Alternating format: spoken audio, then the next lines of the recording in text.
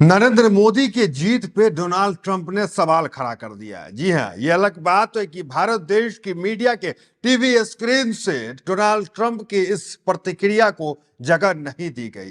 देखिए, प्रधानमंत्री नरेंद्र मोदी लगातार 2014 के बाद जीतते आ रहे हैं और मुश्किल से मुश्किल राज्य का चुनाव जीत जाते हैं, लेकिन किस चीज से? ईवीएम से। जी हां, उसी ईवीएम को लेकर डोनाल्ड ट्रंप ने सवाल खड़ा कर दिया। ये कह सकते हैं कि नरेंद्र मोदी की जीत की जी ये माय फ्रेंड डोनाल्ड ट्रंप, यह नारा किसी और ने नहीं बल्कि प्रधानमंत्री नरेंद्र मोदी जी ने दिया था। और वही डोनाल्ड ट्रंप इस वक्त मोदी जी के कितनी बड़ी परेशानी, कितनी बड़ी टेंशन बने हुए हैं, यह आप लोगों को बताने की जरूरत नहीं है। एप्स्टीन फाइल तो आप लोग एक साइड रख दीजिए। डोनाल्ड ट्रंप की तरफ से दावा किया जा रहा है कि एक ऐसी बात कही गई है कि डोनाल्ड ट्रंप ने यह वादा किया, दावा किया है कि बीजेपी नहीं जीती बल्कि ईवीएम जीता है।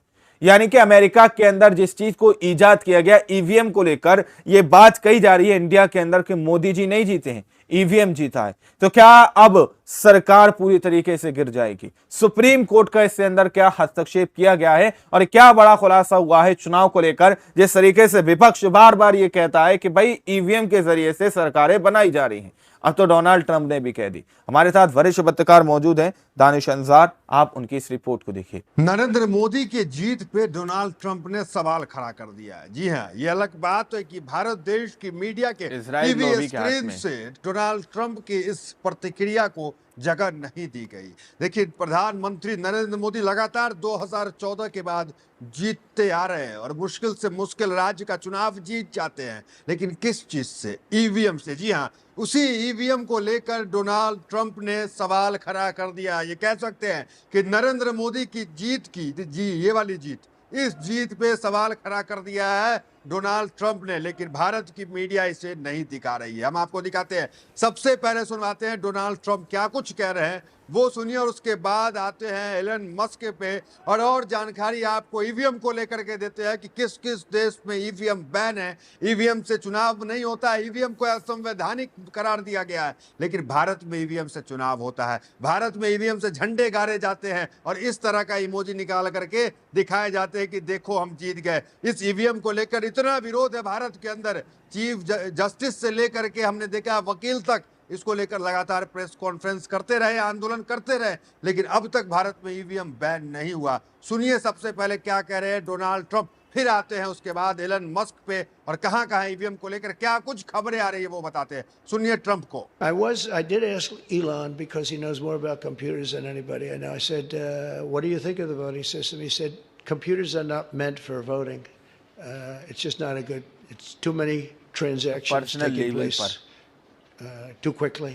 It's just not, he said, honestly, and I've gone to the best people, the smartest computer minds from MIT, from others. My uncle was a professor for 41 years at MIT and a brilliant guy, and I got to know a lot of the people up there.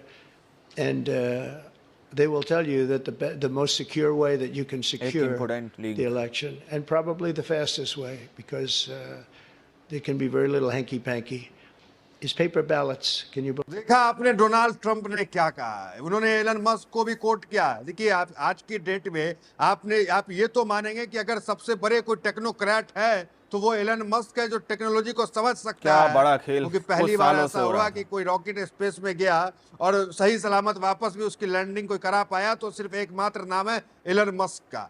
तो अभी सबसे बड़े कोई technocrat है, technology के ज्ञाता है, माने जाते हैं, तो वो एलन मस्क है। और उस एलन मस्क को भी इस ईवीएम पे भरोसा नहीं है, लेकिन नरेंद्र मोदी को, अमित शाह को इस ईवीएम पे पूरा भरोसा है। देखिए, सबसे पहले एलन मस्क के ट्वीट को हम दिखाते हैं। क्या पहला ट्वीट एलन मस्क ने किया? Electronic voting machine and anything mailed in it is too risky, why should mandate paper ballot and in person voting only. Elon Musk ये ट्वीट कर रहे हैं। अगला ट्वीट देखिए, we should eliminate electronic voting machine, the risk of being hacked by humans और AI while small is still too high. तो कुल मिलाकर ये कह रहे हैं कि ह्यूमन के जरिए, आदमी के जरिए और एआई के जरिए आज की डेट में आसानी से जो है ईवीएम को हैक किया जा सकता है। सोचिए, इतने बड़े टेक्नोक्रेट है, ये मानते हैं कि ईवीएम से निष्पक्ष चुनाव नहीं हो सकता है, लेकिन मोदी साहब मानते हैं कि ईवीएम से ही निष्पक्ष चुनाव होता है, और यहाँ हमारे चुनाव आयोग भी वही मानते हैं। तो ये तमाम खबरें हम आपको बताना चाहते हैं अखिलेश यादव को कितनी सीट मिली आप जानते हैं? अभी चुनाव हुआ लोकसभा का, सबसे बड़ी सफलता अखिलेश यादव को मिली। अखिलेश यादव ही वो कारण थे जिससे बीजेपी जो है बैसाखी पे अभी चल रही है नीतीश नायडू की। उस अखिलेश यादव ने सदन के अंदर क्या कहा कि हम जो है कितनी भी सीट जीत जाएं लेकिन हमारी सरकार आते ईवीएम को हटाएंगे। सुनिए अखिलेश यादव क्या कह रहे हैं, फिर आते हैं बाकी की खबरों पे। अध्यक्ष महोदय, ईवीएम पे मुझे कल भी भरोसा नहीं था, आज भी नहीं भरोसा। मैं 80 के 80 सीट जीत जाऊं तब भी नहीं भरोसा। और मैंने अपने चुनाव में कहा था अध्यक्ष महोदय, किस तरह का ईवीएम से जीत करके ईवीएम हटाने का काम करेंगे। न ईवीएम का मुद्दा मरा है न जाएगा खत्म। जब तक ईवीएम नहीं हटेगी हम समाजवादी लोग उस बात पर अड़ग रहेंगे। देखिए डोनाल्ड ट्रंप के इस वीडियो को जिसमें उन्होंने ईवीएम को लेकर बातें कही कि ईवीएम पे चुनाव नहीं हो सकता है निष्पक्ष, वो उस पे संजय राउत ने ट्वीट किया। क्या कहा जरा वो देखिए। President Trump is saying loud and clear, EVM can not be trusted, there is fraud risk, paper ballot are reliable on trustworthy, dear Mister Prime Minister and bhakt listen to your mahaguru at least once. तो ये जो कह रहे संजय राउत कि dear prime minister और उनके जो भक्त हैं वो सुने कि क्या कह रहे हैं उनके गुरु डोनाल्ड ट्रंप। तो ट्रंप ये कह रहे हैं और इसको लेकर चर्चा है। देखिए किन किन देशों में ईवीएम बैन है आपको वो बताते हैं, फिर आते हैं कि सुप्रीम कोर्ट के एडवोकेट इस मामले पे क्या कह रहे हैं। पहले देखिए किन किन देशों में ईवीएम बैन है। देखिए ईवीएम से चुनाव कराने पर रोक लगा दी है, इसमें भारत के पड़ोसी देश बांग्लादेश का नाम भी है। बांग्लादेश ने हाल ही में अपने यहाँ चुनाव में ईवीएम के इस्तेमाल पर रोक लगा दी है। वहीं एशियाई देश जापान ने भी ईवीएम के विश्वसनीयता को संदेहजनक मानते हुए उसे चुनाव में बैन कर दिया है। इसके अलावा जर्मनी, नीदरलैंड और आयरलैंड देशों में भी ईवीएम यानी इलेक्ट्रॉनिक वोटिंग मशीनों के जरिए चुनाव पर रोक लगा दी गई है। तो कुल मिलाकर चुनाव पे ईवीएम में जितने टॉप के देश हमने आपको बताया, टेक्नोलॉजी के मामले में ये देश अलग लेवल पे है आज की डेट में, लेकिन वहां ईवीएम बैन है, वहां मानते हैं कि ईवीएम से निष्पक्ष चुनाव नहीं होता। लेकिन भारत में इतना विरोध होने के बाद, इतना प्रेस कॉन्फ्रेंस करने के बाद, विपक्ष के इतने हल्ला गुल्ला करने के बाद, वोट चोरी के मामले के बाद भी ईवीएम पे चूं तक नहीं हुआ। देखिए आगे खबर क्या है। जर्मनी में कोर्ट ने कहा ईवीएम असंवैधानिक है। देखिए जर्मनी में 2009 के एक जर्मनी अदालत ने फैसला सुनाया कि ईवीएम असंवैधानिक है। मतदान प्रक्रिया की पारदर्शिता और सार्वजनिक जांच पर चिंताओं के कारण उन्हें बंद कर दिया गया। जर्मनी में ईवीएम बैन है, सोचिए आप।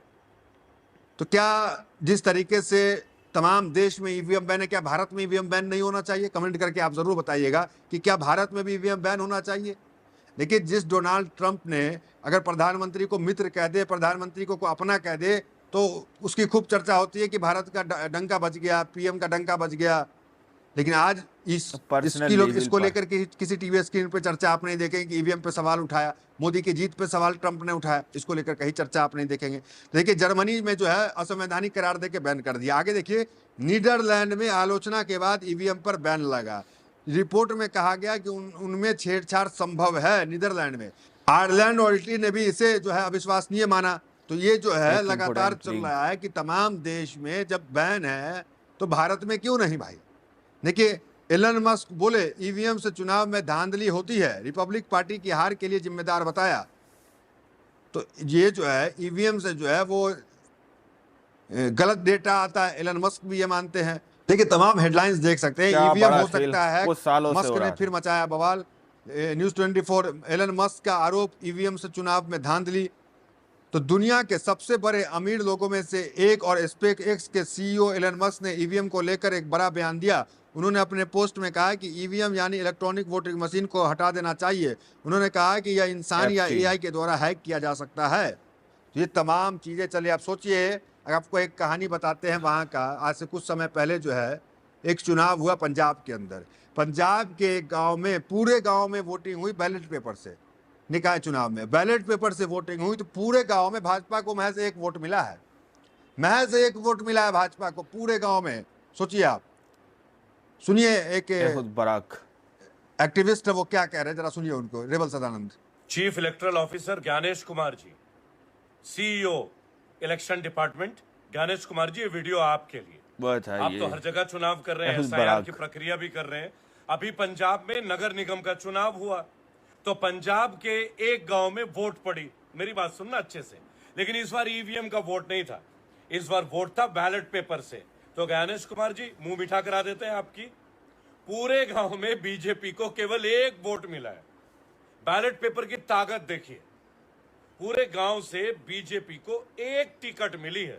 This is the power of ballot paper, और यही एक्चुअल जनता का भी पावर है। जापान जैसा प्रतिभाशाली, शक्तिशाली और वैज्ञानिक देश आज अपने चुनाव को बैलेट पेपर से करता है, ईवीएम से नहीं करता, including USA, United state of America, right. तो हम क्यों करते हैं भाई? ये सवाल हम प्रश्न क्यों नहीं पूछते? जहां जहां ज्ञानेश कुमार जी जैसे, जैसे आपने तो देखा होगा हरियाणा के चुनाव में ब्राजील के मॉडल ने 28 वोट दे दिए। तो ज्ञानेश कुमार जी आप हैं तो मौजूद है, इंक्वायरी या रिपोर्ट क्या होगा? हम तो एक बात बोलते हैं, जिस तरह डुप्लीकेट दवाइयों के ऊपर सजा है, आजम खान के बेटे को सजा हुई डुप्लीकेट पेपर पे, तो डुप्लीकेट वोट अगर किसी ने दिया है तो क्यों ना ज्ञानेश कुमार जी को भी जेल में चला जाए। सुप्रीम कोर्ट के वकील हैं भानु प्रताप, उन्होंने भी ईवीएम को लेकर लड़ाई लड़ी और सालों की लड़ाई के बाद भी उन्हें सफलता नहीं मिली, ईवीएम पे कोई ब्रेक नहीं लगा। देखिए मायावती तक कह चुकी है, उनकी भी पेपर की कटिंग आपको दिखा सकते हैं। बैलेट पेपर से चुनाव कराएं तो पता चल जाएगा, सारा खेल ईवीएम का है। मायावती ने कहा कि सारा खेल ईवीएम का है। और आपने देखा भी राष्ट्रपति का जो चुनाव होता है वो बैलेट पेपर से होता है, और प्रधानमंत्री का जो चुनाव होता है वो ईवीएम से होता है। ये भी चीज आपने देखा है। दोस्तों आप लोगों ने इस वीडियो को शुरू से आखिर तक देखा। वीडियो के अंदर साफ तौर पर बात की जा रही है कि किस तरीके से डोनाल्ड ट्रंप ईवीएम को लेकर यह दावा करते हुए नजर आ रहे हैं कि चुनाव के अंदर मोदी जी नहीं जीते हैं बल्कि ईवीएम जीता है। जिस तरीके से विपक्ष बार बार यह आरोप लगाता है कि ईवीएम को और चुनाव को मैनिपुलेट किया जाता है, मैनिपुलेट करके किसी एक विशेष पार्टी यानी कि एनडीए या फिर भारतीय जनता पार्टी को जिताने की कोशिश की जाती है और जिता भी दिया जाता है। अब इस रिपोर्ट के अंदर दावा यह किया जा रहा है कि डोनाल्ड ट्रंप भी इस बात का खुलासा करते हुए नजर आ रहा है। दोस्तों तो अब एक बड़ा सवाल यह उठता है कि आने वाले अब 2027 के अंदर जो विधानसभा के चुनाव होने जा रहे हैं यूपी के अंदर, तो क्या वाकई में चुनाव ईवीएम से ही होंगे या बैलेट पेपर से होंगे? क्योंकि जिस तरीके से अभी तक विपक्ष ये मांग करता हुआ नजर आ रहा है कि कहीं पर भी चुनाव हो, कोई सा भी चुनाव हो, ईवीएम से ना होकर बैलेट पेपर से हो। क्योंकि अब इस तरीके से दावे विदेशों के अंदर से भी किए जाने लगे हैं कि ईवीएम की जीत हो रही है, पार्टी या व्यक्ति विशेष की जीत नहीं हो रही है। सवाल अपने आप में बहुत बड़ा है, आरोप बहुत बड़ा है। आप लोगों ने इस रिपोर्ट को देखा सुना, आप लोग इस रिपोर्ट के बारे में क्या सोचते हैं, क्या समझते हैं? अपनी राय कमेंट सेक्शन में जरूर दीजिएगा। नहीं तो अगली वीडियो में, जब तक के लिए जय हिंद, जय भारत।